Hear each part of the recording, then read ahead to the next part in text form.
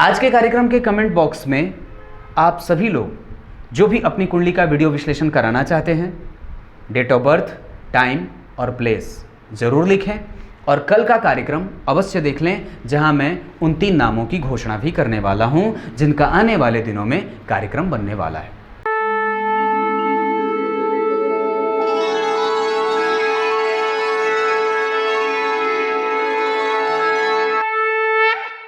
कुलक्षये प्रणश्यन्ति कुलधर्मा सनातना धर्मे नष्टे कुलं कृत्स्नम् अधर्मा भीभवत्युत।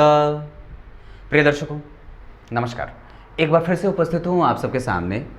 आज मंगलवार है और आज के कार्यक्रम में विवाह के लिए गुरु की भूमिका।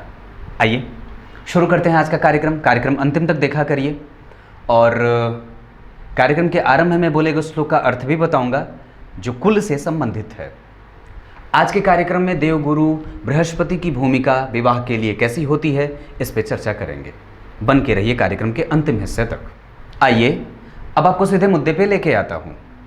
किसी भी जातक या जातिका की कुंडली में अगर देवगुरु बृहस्पति की कमजोरी देखी जाए तो समझ लीजिएगा कि या तो विवाह कमज़ोर होने वाला है या फिर विवाह देर से होने वाला है। संबंधों के बनने का जो क्रम होता है वो देवगुरु बृहस्पति ही तो शुरुआत करते हैं उसकी, और अगर वो कुंडली में कमज़ोर हो जाए तो संबंधों को बनने में बड़ी तकलीफ देते हैं और फिर व्यक्ति मारा मारा फिरता है और व्यक्ति कई बार विवाह, आजकल की जो स्थितियाँ हैं वो विवाह के लिए बड़ी मुश्किल है, मतलब बहुत ज़्यादा परेशानियों वाली स्थितियाँ चल रही है। परेशानियों को लेकर के आने वाली ये विवाह का जो क्रम है वो बड़ा अजीब पेचीदा बनता जा रहा है और ये उनकी जो स्थिति है वो बड़ी ज़्यादा चिल-पों वाली हो जाती है। मतलब दिक्कत है, कभी पसंद किया किसी ने तो कुछ उसमें कमज़ोरी, कभी कुंडली मैच नहीं कर रही है, कभी सामने वाले का व्यक्तित्व कमज़ोर हो रहा है, कभी लड़के के सामने से लड़के वाले पसंद नहीं तो लड़की वाले पसंद नहीं।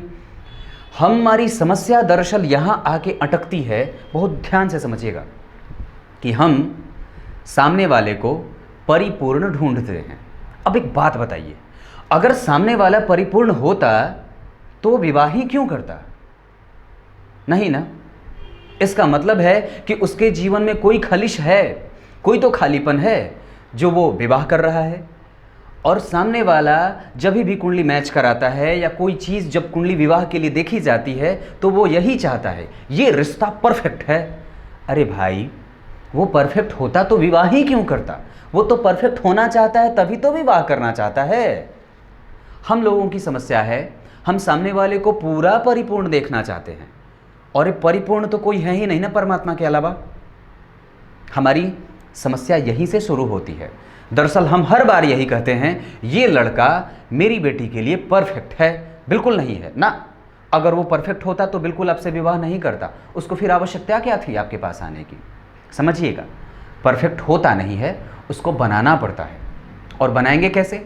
जैसे ही आपकी बेटी उसके साथ चली जाती है या आपकी बहन उसके साथ चली जाती है, वो दोनों परिपूर्ण हो जाते हैं, वो दोनों परिपूर्ण हो जाते हैं। और किसी भी जातक की कुंडली में अगर देवगुरु बृहस्पति की भूमिका कमजोरी से देखी जा रही है, कमजोर कब होंगे?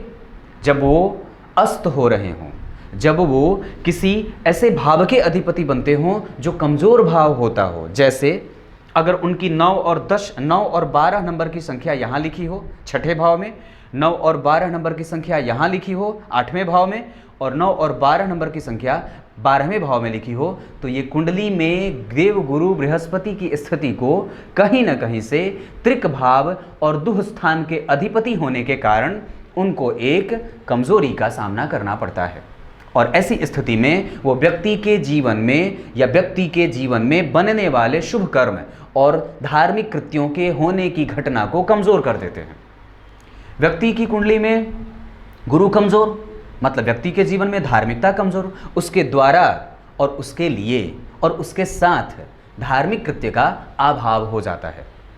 अगर देवगुरु बृहस्पति के 9 और 12 नंबर की संख्या 9 यानी कि धनु लग्न धनु राशि और 12 यानी कि मीन राशि, अगर इन दोनों संख्याओं का निर्माण लग्न में होता हो, द्वितीय में होता हो, चतुर्थ में होता हो, पंचम में होता हो, सप्तम में होता हो, नवम में होता हो, दसवें और एकादशवें में होता हो, तो ऐसी स्थिति में देवगुरु बृहस्पति को अच्छे तौर पे देखा जाता है। अगर इन भावों में, जैसे लग्न, द्वितीय, चतुर्थ, पंचम, सप्तम, नवम, दशम और एकादश में, अगर इन भावों में देवगुरु बृहस्पति की राशि बन रही हो और अगर वो इन्हीं भावों में से किसी में बैठे हो ना, बशर्ते वो अकेले ना बैठे हो सप्तम में।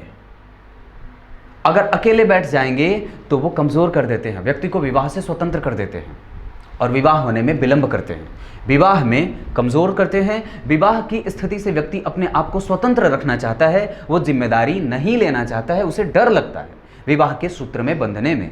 उसे प्रायः ये चिंता सताती है कि नहीं, मैं विवाह करूंगा तो फंस जाऊंगा, मैं विवाह करूंगा तो उलट स्थितियां हो जाएंगी। दरअसल वो गुरु जो हैं वो यहाँ सप्तम भाव में बैठ करके व्यक्ति के आध्यात्मिक पक्ष को उजागर करने का काम करते हैं और उसकी सोच भी प्रायः दुनिया वालों की तरह नहीं होती है। अगर अकेले शुक्र बैठ जाएं तो कमजोर कर देते हैं, तो ये स्थिति बनती है आपकी कुंडली में। अब 2-4 चीजें ऐसे बताता हूं जहां पे अगर आप विवाह करने जा रहे हों या जब आपका विवाह ठीक हो रहा हो, विवाह की स्थिति बन रही हो, कुंडली मैच हो गई, अच्छे तरीके से सारी चीजें देख ली जाती हैं, संतान पक्ष, गण, वर्ण, वैश्य, नाड़ी, योनि, भकूट, इन सभी चीज़ों का मिलान अच्छे से हो रहा है, ग्रह मैत्री आदि, तो उसके बाद आपको सबसे पहले जन्म कुंडली के देखने के, सुख भाव को देखने के बाद नवांश के सुख भाव की चर्चा जरूर कर लेनी चाहिए। अगर नवांश कुंडली में सुख भाव कमजोर पड़ रहा हो और कुंडली अच्छे अंकों से ना मिल रही हो तो विवाह से बच जाना चाहिए। बात समझ में आई? अगर नवांश में सुख भाव के अधिपति, जो नवांश बनेगा वो ऐसा ही चार्ट बनेगा, और सुख भाव के अधिपति अगर पाप कर्त्री में फंस रहे हों, भीषण पाप कर्त्री का दोष लगा हो और सुख भाव पे कहीं से भी गुरु, शुक्र, चंद्रमा, बुध आदि की दृष्टियां न पड़ रही हों और गुरु का संबंध चौथे भाव के अधिपति के साथ न बन रहा हो तो विवाह करने से थोड़ा बच जाना चाहिए। और अगर ये सारी चीज़ें मिल बैठी हों और कुंडली में मिलान भी अच्छा मिल रहा हो तो निस्संदेह विवाह किया जा सकता है। अब आइए आपको इसी कार्यक्रम के दूसरे फेज में किन किन भावों में देवगुरु बृहस्पति की स्थिति आपकी राशि से होती है तो अच्छी होती है, इस पे बता देता हूँ। आइए अब आपको देवगुरु बृहस्पति के बारे में कुछ ऐसी चीज़ें बता देता हूँ जिसे विवाह से पहले अवश्य ही देख लेना चाहिए। मैंने यहाँ बोर्ड पे लिखा हुआ है, अगर आपके जन्म की राशि से, ध्यान से समझिएगा, अगर आपके जन्म की राशि से, जन्म की राशि कहने का मतलब है आपकी कुंडली में चंद्रमा जहाँ बैठे हैं ना, वही आपके जन्म की राशि है। तो अगर वहाँ से गिनने पर देवगुरु बृहस्पति अगर गोचर में चौथे, 8वें और 12वें जाते हैं, ये इसीलिए मैंने बोर्ड पे लिख दिया है ताकि आप लोगों को अच्छे तरीके से याद हो जाए कि राशि से गिन लीजिए कि ये कब, अभी जैसे वो धनु में है, नवंबर में वो मकर में आ जाएंगे। तो जो ऐसी स्थिति बने तो अपनी स्थिति को समझ लेना चाहिए कि कुंडली में वो कौन से भाव में जा रहे हैं। आपकी राशि से गिनने पर वो अगर चौथे जाते हों, 8वें जाते हों और 12वें जाते हों तो सिंपली विवाह करने से थोड़ा रुक जाना चाहिए। उसे और थोड़ी देर के लिए अगर टाला जा सकता है तो टाल दें। अन्यथा अगर वो गिनने पर पहले, तीसरे, छठे और 10वें भाव में जाते हों, 1, 3, 6 और 10, अगर इन भावों में आपके जन्म की राशि से वो गोचर कर रहे हों तो पूजा कराई जाती है क्रमशः वर और वधू के द्वारा, और उसके बाद विवाह कार्य आरंभ किया जा सकता है। पूजा करा करके देवगुरु बृहस्पति से आज्ञा लेकर के उसकी स्थिति बनाई जा सकती है। तीसरी स्थिति जहां आप संपूर्णतया बड़े ही खुशी मन से विवाह कर सकते हैं, और वो है अगर आपके जन्म की राशि से देवगुरु बृहस्पति दूसरे, 5वें, 7वें, 9वें और 11वें यानी कि अपने कारक भावों में अगर वो गोचर कर रहे होंगे तो अच्छे होते हैं, और ऐसी स्थिति में विवाह किया जा सकता है दाम्पत्य के सूत्र के लिए। अब बात ये रही कि क्यों नहीं करना चाहिए, क्योंकि ये अगर जहाँ भी रहेंगे वहाँ से जिन जिन भावों पे इनकी दृष्टि पड़ेगी या जो ये स्थितियाँ होती हैं वो कमज़ोर होती हैं। अगर यहाँ पे तो विवाह अगर बन चुका है, स्थितियाँ टालने योग्य नहीं है, तो फिर विवाह के पहले पूजन जरूर कर लेना चाहिए। ये तो स्थिति गुरु के गोचर पे रही। कि अगर इन भावों में गोचर कर रहे हों तो निस्संदेह विवाह किया जा सकता है, और अगर यहाँ हो तो विवाह से बच जाना चाहिए।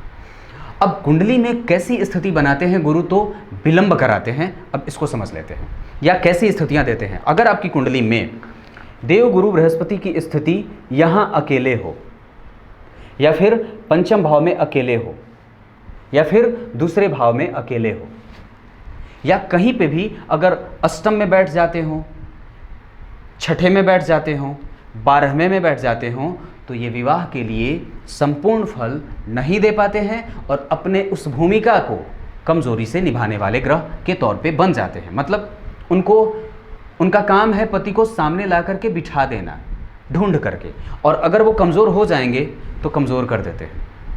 तो कहा जाता है कि अगर यहाँ पे ऐसी स्थितियाँ बने दूसरे, 5वें और 7वें में, तो ये विवाह को देर से कराने वाले। अब बात प्रेम विवाह में उनकी भूमिका कब शुरू होती है, तो अगर जन्म कुंडली में यहीं पे राहु भी बैठ जाएं, 5वें में भी राहु बैठ जाएं, 7वें में भी राहु बैठ जाएं, तो ये प्रेम विवाह कराने वाले हो जाते हैं। अब यहाँ पे एक बात जो समझने वाली है, प्रेम विवाह कहने का मतलब क्या होता है। लोग ये अक्सर पूछते हैं कि पंडित जी मेरी कुंडली में प्रेम विवाह के योग हैं क्या? अभी तक तो किसी से नेत्र मिले नहीं हैं और कोई भी दिल को भाया नहीं है। सवाल ये नहीं है कि आपकी कुंडली में प्रेम विवाह के योग हैं कि नहीं है, सवाल ही हम दरअसल गलत पूछते हैं। सवाल ये होना चाहिए कि अगर मैं प्रेम करूँगा तो क्या वो प्रेम मुझे जीवन भर मिलता रहेगा? प्रेम विवाह सफल होने के कितने योग हैं, सवाल ये होना चाहिए। सवाल ये नहीं कि प्रेम विवाह के ग्रह ऑर्डर कितना दे रहा है आपको, ग्रह कितना आपके अनुकूल होगा प्रेम के। तो अगर देवगुरु बृहस्पति और राहु यहाँ बैठे हों, इधर बैठ जाएं, दूसरे बैठ जाएं, तो विवाह प्रेम वाला कराते हैं, और ऐसी स्थिति में उस प्रेम विवाह को वो सफल भी करते देखे जाते हैं। हाँ, ये विलंब कब कब कराते हैं इसकी स्थिति और क्लियर कर देता हूँ। अगर वो सूर्य के साथ बैठे हों और डिग्री में अस्त हो रहे हों, उसकी स्थिति अस्त वाली हो, जहाँ पे भी देवगुरु बृहस्पति की राशि बन रही हो, जिस भी भाव में, अगर वो भाव खाली हो, वहाँ पे कोई भी ग्रह ना देख रहा हो और ना कोई बैठा हो, तो भी विवाह को देर से करने वाले स्थितियों में ये ले जाते हैं। मान लीजिए अगर यहाँ पे उनकी राशि बन रही है या तो 9 लिखा या 12, ठीक है, और ये भाव खाली है, ना देवगुरु बृहस्पति बैठे हैं, ना इस भाव को देख रहे हैं, और साथ ही साथ ना तो इसको और भी कोई ग्रह देख रहा है, तो ये विवाह को विलंब से कराने वाले स्थितियों में ले जाते हैं। बात समझ में आई? साथ ही साथ अगर उनकी राशि यहाँ बन जाए, 8वें में बन जाए या 12वें में बन जाए, तो भी विवाह को देर से कराते हैं। अगर तीसरे भाव में बन जाती है स्थिति, तो भी विवाह विलंब से कराते हैं। और गुरु अगर अस्त हों, पाप कर्त्री में फंसे हों, जैसे मान लीजिए उनकी राशि यहाँ बनी और बैठ गए यहाँ पे, तो दृष्टि तो डाल रहे हैं, पर अगर उनके आगे पीछे शनि राहु या शनि मंगल या कोई भी पापक ग्रह, शनि मंगल राहु केतु का प्रभाव रहा, यानी कि वो गुरु को प्रभावित कर रहे हैं बुरे पर्यावरण से, तो भी गुरु अपने प्रभावों को कमज़ोर कर देते हैं। ये बात भी समझने वाली है। इसे पापकर्त्री दोष लगना कहते हैं जन्म कुंडली में गुरु को। ये विवाह को देर करने वाली स्थितियां दिखाते हैं। अब वो जल्दी कब कराते हैं, इस बात पे चर्चा कर देते हैं। अगर आपकी कुंडली में देव गुरु बृहस्पति की भूमिका कहीं से भी 11वें भाव में चंद्रमा, बुध और शुक्र के साथ होती है, तो ये विवाह जल्दी से करा देते हैं।